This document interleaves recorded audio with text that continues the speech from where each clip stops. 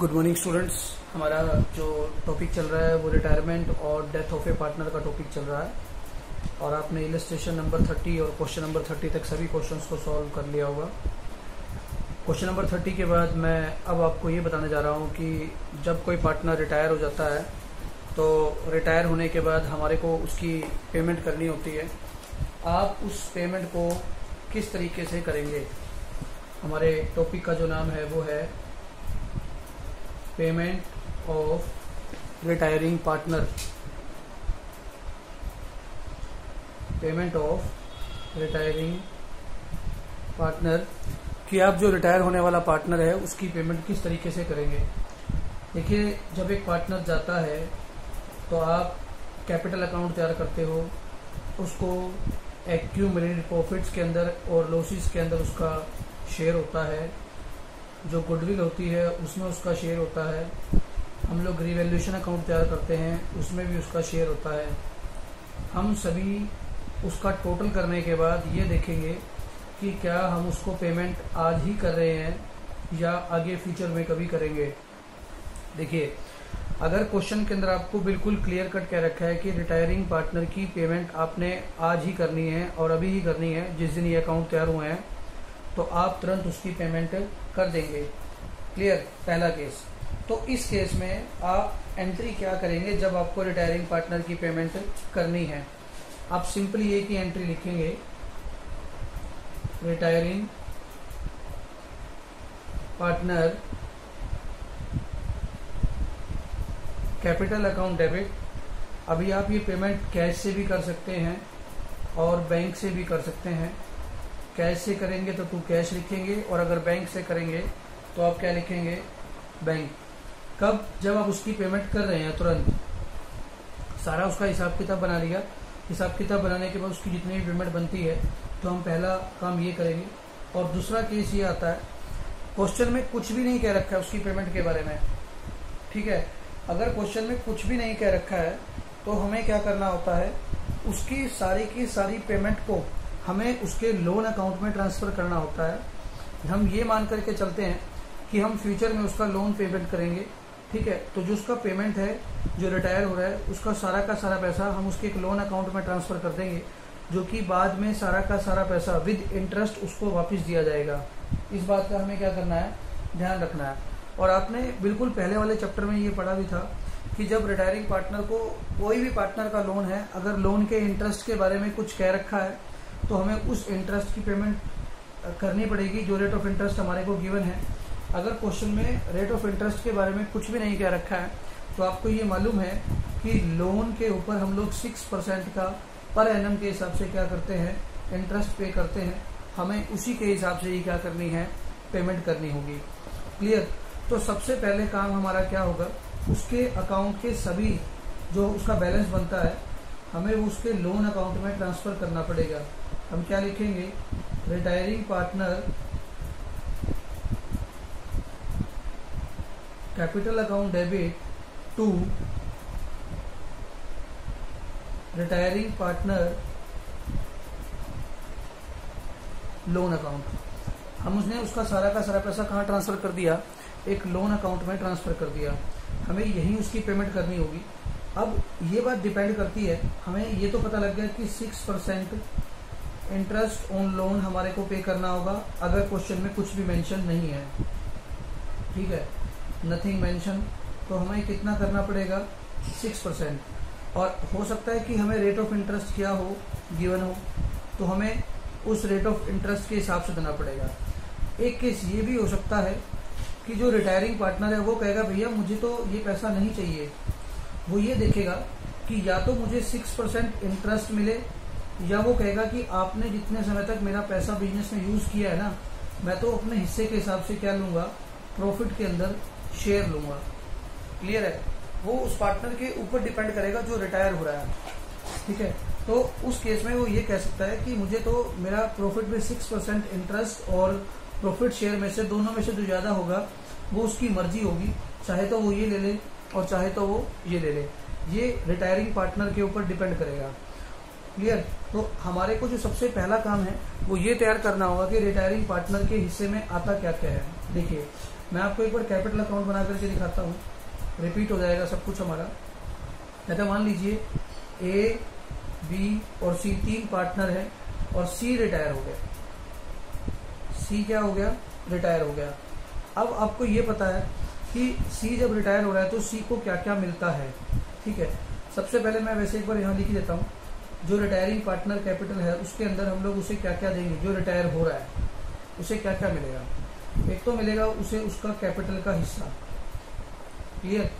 दूसरा मिलेगा उसे एक्यूमुलेटेड प्रॉफिट एंड लॉस के अंदर उसका शेयर। और आपको ये पता है कि ये ओल्ड रेशो के अंदर ही क्या होता है? डिवाइड होता है। तीसरा उसे मिलेगा अपने हिस्से की गुडविल। फोर्थ उसे मिलेगा उसके हिस्से का गुडविल के अलावा रिवैल्यूएशन के अंदर, रिवैल्यूएशन अकाउंट हम लोग तैयार करेंगे। अगर उसका प्रॉफिट आता है तो प्रॉफिट मिलेगा और अगर लॉस आता है तो उसको लॉस भी क्या करना पड़ेगा? शेयर करना पड़ेगा, क्लियर। और एक, अगर आपकी कोई ओल्ड गुडविल है तो उसे हम लोग क्या करते हैं? राइट ऑफ करते हैं। ये चीजें हमारे को क्या है? करनी है। हर क्वेश्चन में कॉमन चीज है। कोई एक आधी नई चीज आएगी तो हम आपको बता देंगे, कोई एक नई आइटम होगी तो। ठीक है, मैं आपको पीछे वाले 3rd चैप्टर की तरफ ले जाता हूँ। आपने कैपिटल अकाउंट कैसे तैयार किया था? अपने कैपिटल अकाउंट के अंदर ए, बी और सी, ये कैपिटल अकाउंट आप लोगों ने क्या किया था? तैयार किया था। ठीक, सपोज मैंने आपको बताया कि सी रिटायर हो रहा है, तो सबसे पहले आप लोग लिखते क्या थे? कैपिटल का बैलेंस लिखते थे, बाय बैलेंस बीडी लिखते थे।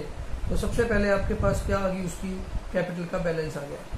अगर कोई भी दूसरा एक्यूमुलेटेड प्रॉफिट है, अगर सपोज कीजिए, मैं बता देता हूँ कौन कौन सी आइटम आती हैं। By general reserve, by profit and loss का credit balance, by workman compensation reserve, by investment fluctuation fund, by contingency reserve या कोई भी रिजर्व अगर है हमारे पास तो, ठीक है, बाय रिजर्व फंड। ये हमने सब करे थे और आपको पता है ये सब तीनों ही में ही क्या हो जाएगा? डिवाइड होगा। और कौन से रेशो के अंदर डिवाइड होते हैं ये भी आपको मालूम है, ओल्ड रेशो के अंदर डिवाइड होगा। सपोज कर लीजिए इन तीनों का जो ओल्ड रेशो है वो 5:3:2 है, तो इस रेशो में जाएगा, क्लियर।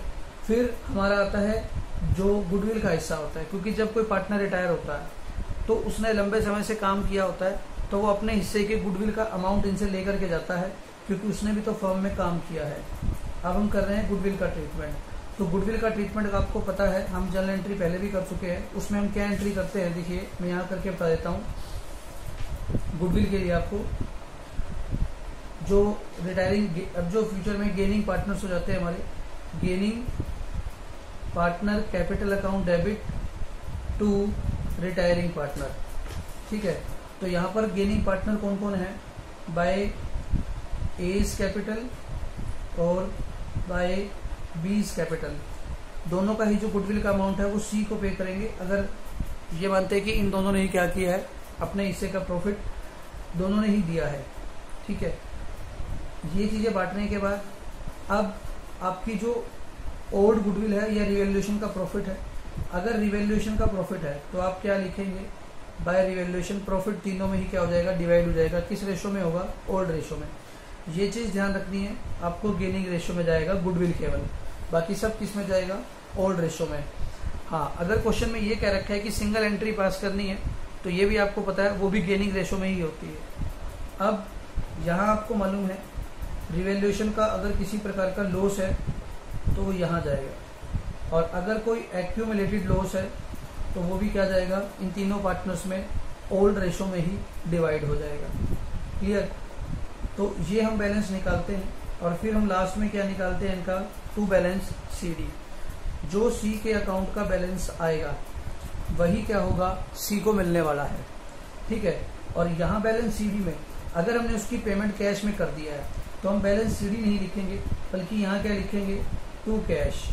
अगर बैंक से पेमेंट कर रहे हैं तो क्या लिखेंगे? टू बैंक, और उसको पेमेंट हो जाएगी। और अगर ऐसा पेमेंट नहीं कर रहे हैं तो हम क्या लिखेंगे? To loan account, C's loan account, क्योंकि वो सी के लोन अकाउंट में चला जाएगा, जैसा कि मैंने आपको यहाँ करके भी बताया है। Retiring partners capital account debit, यानी कि सीज कैपिटल अकाउंट डेबिट। आपको पता है कैपिटल की डेबिट साइड होती है और ये क्रेडिट साइड होती है। C's capital account debit to C's loan account, जो कि मैंने आपको यहाँ करके बता दिया कि C's capital account debit to C's loan account. इस तरीके से हम लोग क्या करेंगे, उसके लोन अकाउंट में ट्रांसफर कर देंगे। और फिर अब आगे आपको बताया जाएगा कि सी का लोन अकाउंट तैयार कैसे होगा, जिसका पेपर में क्वेश्चन भी आता है। ठीक है, ये बात ध्यान रखना। मैं फिर से रिपीट कर देता हूं एक बार। जो पार्टनर आपका रिटायर हो रहा है, क्वेश्चन में आपको क्लियर कट क्या रखा होगा कि उसको पेमेंट कैश में कर दी गई है। अगर पेमेंट कैश के बारे में नहीं बताया हुआ है तो उसका पैसा लोन अकाउंट में ट्रांसफर हो जाएगा। ठीक है, और अब एक और बात, रिटायरिंग पार्टनर की यह मर्जी होती है कि वो चाहे तो इंटरेस्ट का पैसा ले, या उसका पैसा जितने समय तक बिजनेस में यूज किया गया है उससे कितना प्रॉफिट कमाया गया है, वो दोनों का आपस में कंपेयर करके दोनों में से जो ज्यादा होगा वो लेगा। वो उसकी मर्जी होगी, ऐसा हमारे को क्वेश्चन में क्लियर कट बता रखा होगा। अगर कुछ भी नहीं कह रखा है क्वेश्चन में, उसकी पेमेंट के बारे में भी कुछ नहीं कह रखा है, तो सीधा सीधा क्वेश्चन क्या करेंगे आप, उसके पैसे को उसके लोन अकाउंट में ट्रांसफर कर देंगे। ये सिंपल शब्दों में हमारी बात है। ठीक है, अब आ जाइए, अब मैं आपको एक दो क्वेश्चन करके बताता हूँ, जिससे कि आपको क्वेश्चन बड़ी आसानी से समझ आना शुरू हो जाएगा। आप इलस्ट्रेशन नंबर 31 निकाल लीजिए। इलस्ट्रेशन नंबर 31 आप निकाल लीजिए, हम उसको आराम से करते हैं, देखिएगा।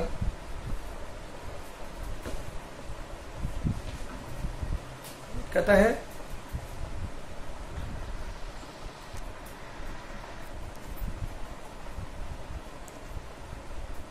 आपसे कह रहा है ये कि ए बी सी और डी 4 पार्टनर है जिनका प्रॉफिट शेयरिंग रेशियो है 1:2:3:4।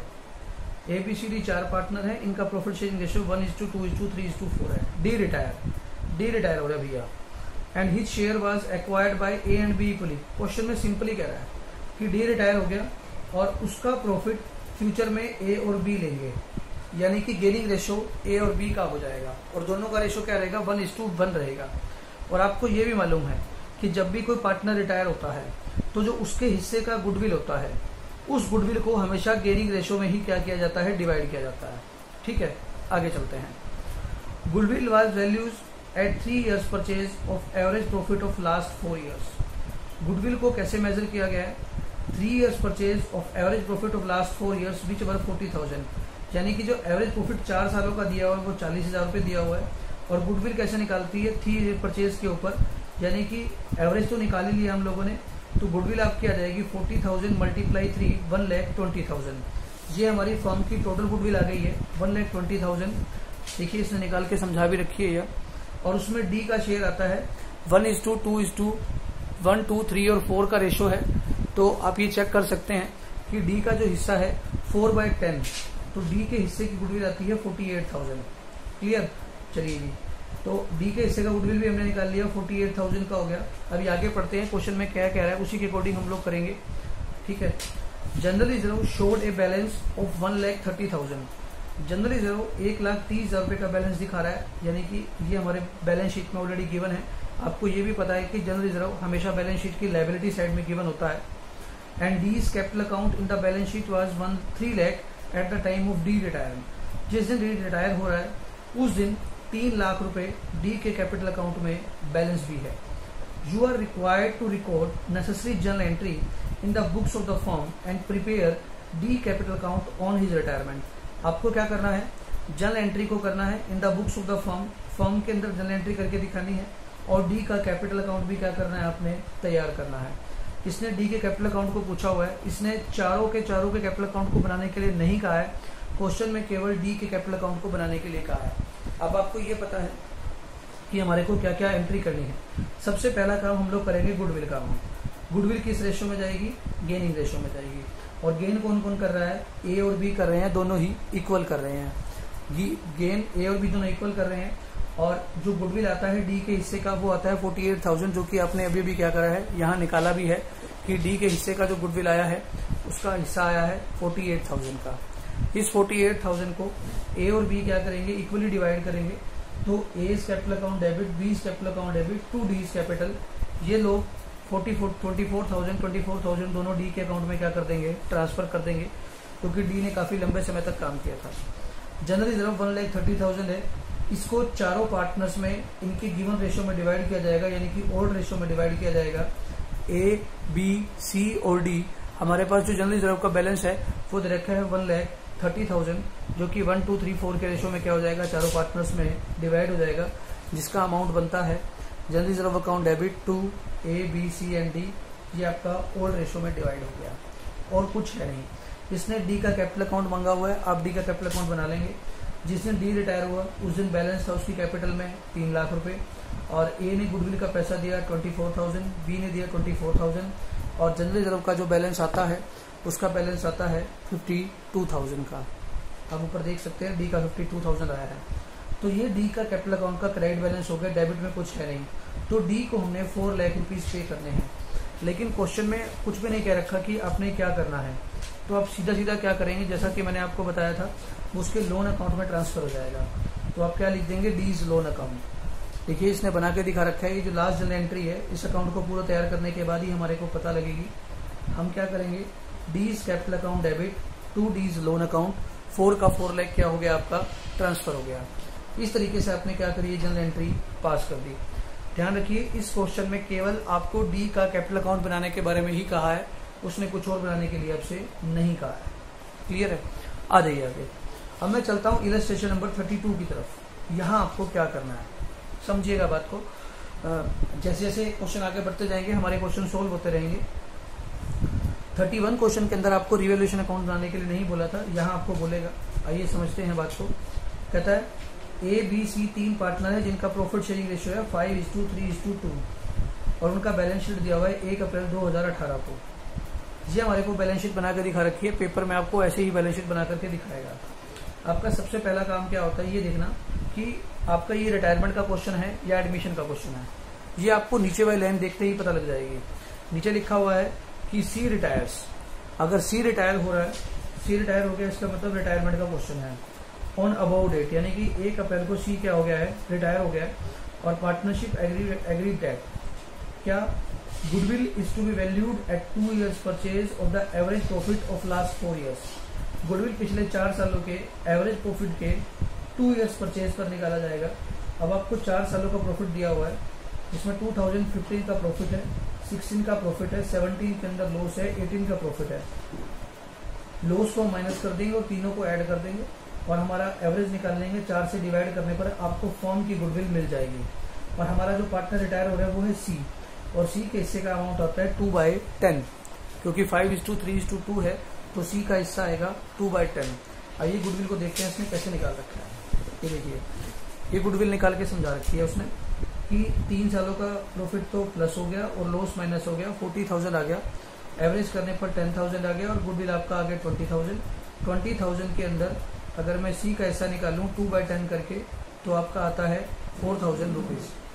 क्लियर। अब हमें ये देखना है कि जो ए और बी हैं वो इसके हिस्से को दे कैसे रहे हैं, वो आगे चेक करेंगे हम लोग। क्लियर। ये आपकी पहली एंट्री गुडविल की हो गई।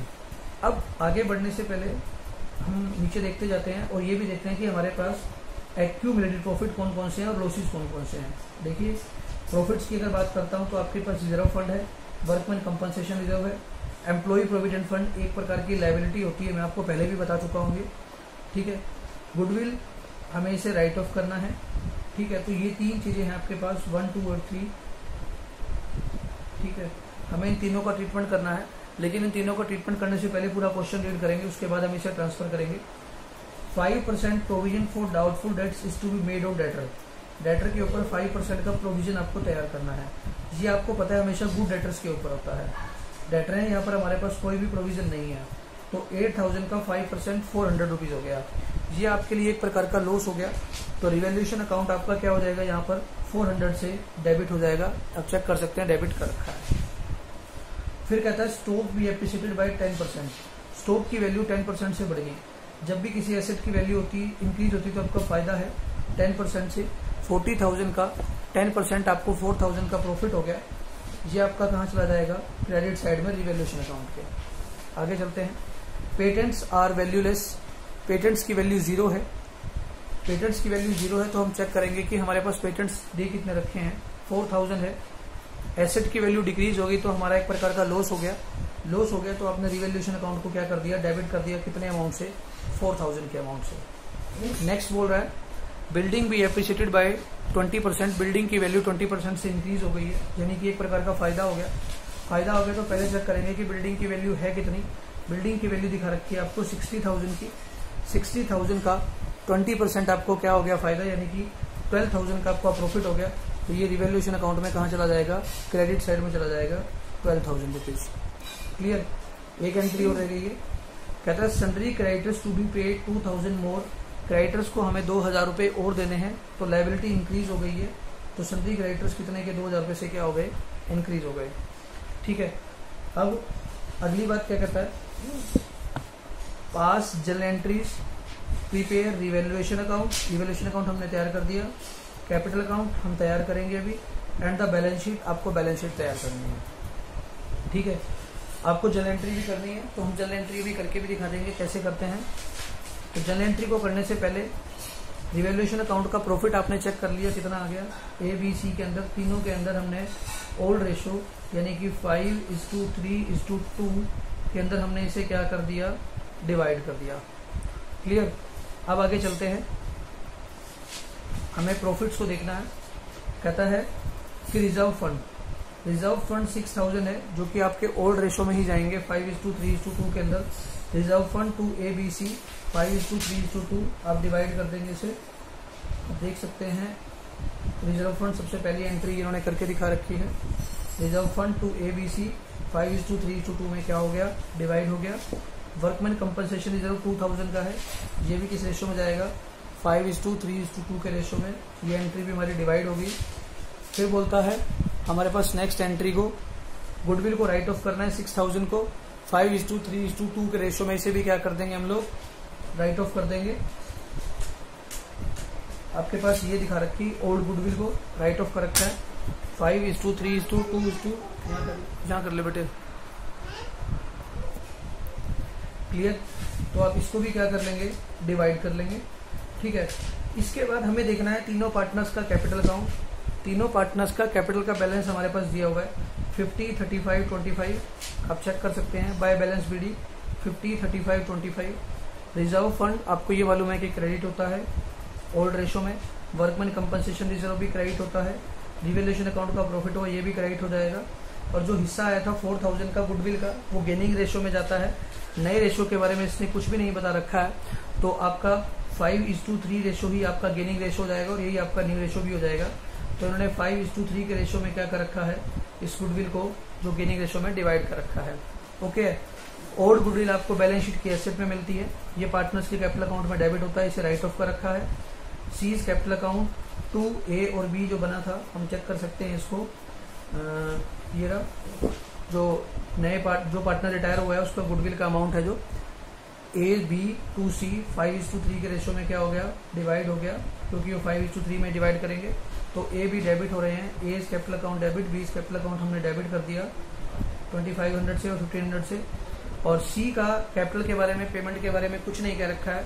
हमने सी के कैपिटल का बैलेंस निकाला और उसमें से डेबिट आइटम को माइनस कर दिया।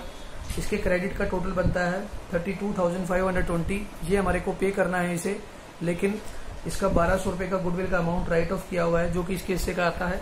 और इतना लेस करने के बाद 31,320 हमारे को इसको पे करना है, जो कि इसके लोन अकाउंट में क्या कर दिया जाएगा, ट्रांसफर कर दिया जाएगा। जिसकी एंट्री इन्होंने यहाँ कर रखी है, C's capital account debit to C's loan account, जो कि इसके लोन अकाउंट में ट्रांसफर हो गया।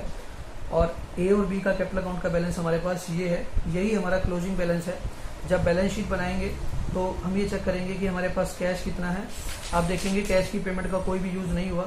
स्टार्टिंग में 2000 का कैश था, तो एंड में भी 2000 कैश रहेगा, क्योंकि रिटायरिंग पार्टनर को हमने कोई भी कैश पे नहीं किया है। डेटर आपके पास 8000 के थे, आपने 400 का प्रोविजन बनाया, तो आपके पास 7600 का रह गया। पेटेंट्स की वैल्यू खत्म हो चुकी है। ठीक है। स्टॉक की वैल्यू आपकी इंक्रीज हुई थी, 40,000 है, 4000 से इंक्रीज हुआ, तो 44,000 का आपका स्टॉक दिखा रखा है। फर्नीचर की वैल्यू 13,000 है। फर्नीचर आपके पास फर्नीचर के कोई एडजस्टमेंट नहीं था, तो 13 का 13 रहेगा। पेटेंट्स की वैल्यू 0 हो चुकी है, आएगी नहीं। बिल्डिंग की वैल्यू इंक्रीज हुई थी, तो 60 + 12 72,000 आपका आ गया। गुडविल का राइट ऑफ कर चुके हैं, उसका कोई एंट्री नहीं होगा। क्लियर। और लाइबिलिटी साइड में सन्डी क्रेडिटर्स 10,000 के थे, 2,000 से इंक्रीज हुए थे, तो 12,000 की आपकी लाइबिलिटी दिखा रखी है। एम्प्लॉय प्रोविडेंट फंड 5,000 की लाइबिलिटी थी, इसकी पेमेंट के बारे में कुछ भी नहीं कह रखा, तो वो लाइबिलिटी ही रहेगा।